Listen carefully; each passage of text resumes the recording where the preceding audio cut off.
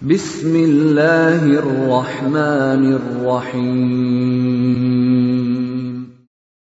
Waltakum minkum ummatun yad'una ilal khairi wa ya'muruna bil ma'ruf wa yanhauna 'anil munkar. Assalamualaikum warahmatullahi wabarakatuh.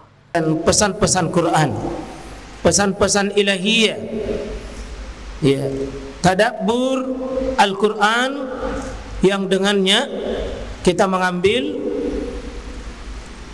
pesan-pesan Quran kepada kita, terutama dalam kaidah ke-18 ini. Kita sama-sama baca ya ikhwah. 1, 2, 3. Wala yahiqul makru sayyi illa bi ahli. Dulang. Wala yahiqul makru sayyi illa bi ahli. Dulang lagi. Wala yahiqul makru sayyi illa bi ahli. Sekali lagi. Mari jadikan ini sebuah kaidah besar. Allah tidak mungkin jadi penonton dalam sebuah rencana jahat. Siapa yang berniat jahat, berencana jelek, biar diputar-putar kita berlindung, diputar-putar kita menjauh, akibatnya pasti kembali sama diri itu. Pasti kembali kepada siapa yang menjadi pelakunya. Saya ulangi, jangan menjadi orang bodoh ikhwan. Seolah-olah makar kita, rencana kita itu adalah tidak ada tenaga yang menghalanginya, seperti tidak ada yang terlibat dalam urusan kita.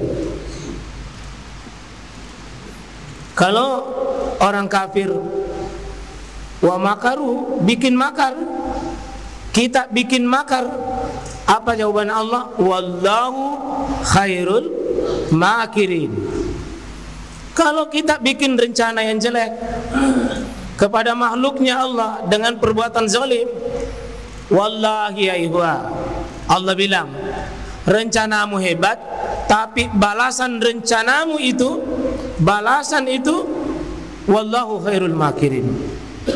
Allah di sini bikin makar bukan berarti bahwa Allah bikin makar, membalas makarnya orang itu. Innahum yakiduna kaida. Apa lanjutannya? Wakidu kaida. Mereka bikin makar hebat rencananya, tapi apa kata Allah? Wakidu kaida. Saya juga bikin makar. Artinya berbalasan. Ya. Dan tidak ada makar yang kita rencanakan sekali kecuali Allah. Makhluknya Allah ditugasi untuk kembalikan rencana itu. Kalau jelek, pasti jelek kembali sama kita. Biar diputar-putar itu, Pak. Biar bagaimana kita berlindung, akan cari pelakunya itu. Siapa yang bikin, kembali ke situ itu. Lambat atau cepat akan kena itu.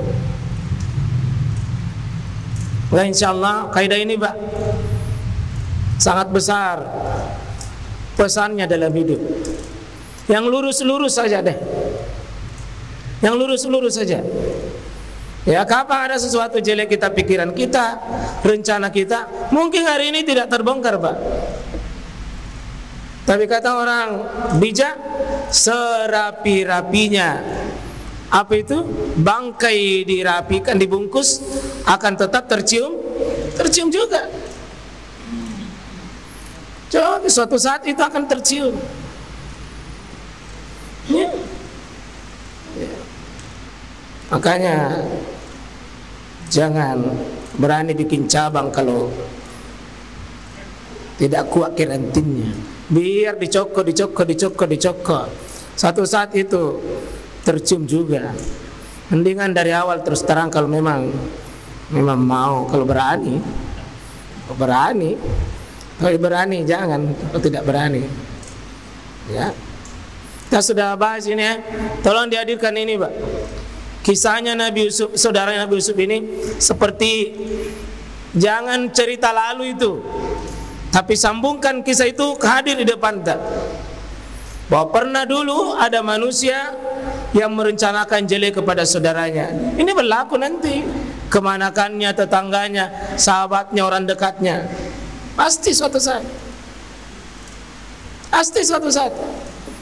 Bagaimanapun rapinya, tidak ada yang tahu bahwa betul-betul nanti tidak ketahuan hari ini,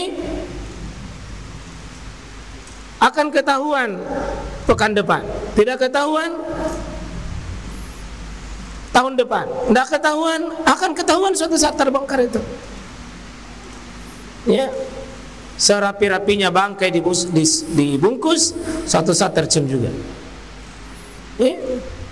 Di mana di belakang ini nanti saudaranya Yusuf ini 10 merasakan dia berdosa, bersalah, ternyata merebut sesuatu pak nikmat dengan cara tidak terhormat, ujungnya nikmat itu juga pergi dengan cara tidak terhormat.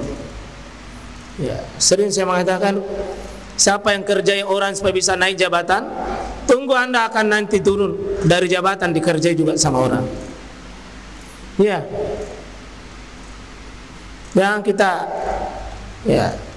dikira selesai, dikira selesai, ternyata Allah tidak pernah lepas atas niat hati seorang hamba. Wallahu ya'lamu ma fis sudur.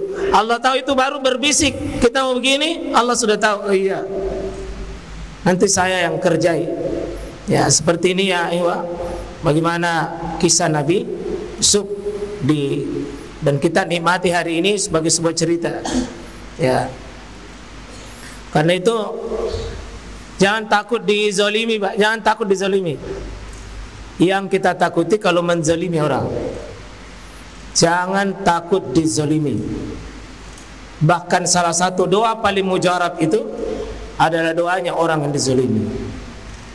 Orang kafir sekalipun kalau dikhianati, disakiti, dizalimi, Pak, doanya pun diterima. Doanya pun diterima. Itu orang kafir. Bagaimana kalau orang beriman dizalimi? Tentu di sini zalim, Pak, siapa saja, suami istri, orang tua dengan anak, saudara dengan saudara.